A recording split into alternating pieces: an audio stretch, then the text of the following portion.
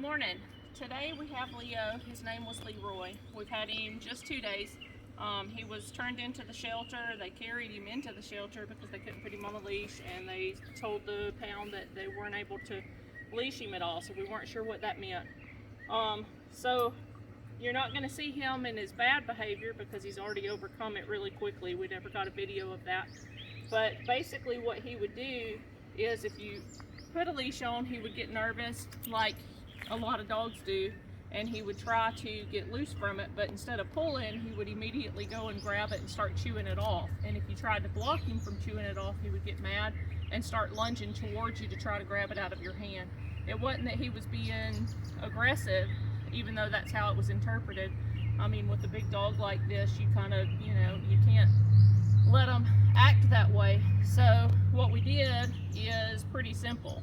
You just use a face basket mask and put it on so that he couldn't grab the leash. And he was still reactive at first and would lunge towards us and try to grab a hold of the leash itself, but he wasn't able to do anything about it, so we just ignored it and kept walking around the yard until he got the hang of it.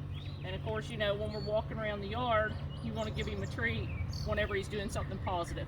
So he really wore himself out the first day. It only took probably 20 minutes for him to get this down pat, and we don't need the basket leash anymore. So I'm just going to show you that he walks on a leash now. But when you go to the shelter, if you take a dog to the shelter, you just got to make sure that, it's never a good thing to do that, but don't take them in there if they're not leash trained, because most of the time they're going to get put down.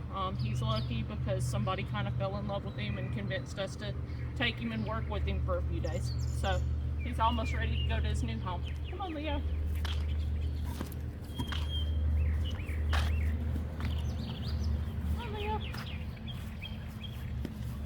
And then you just do this and continue to do this kind of thing in your yard until you get them where they're really paying attention to what you're doing and walking on the leash.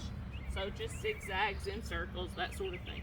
But he does most of it, and he's actually almost learned sit. See, he's doing sit already because he loves his treats. Good sit. Okay, thank you.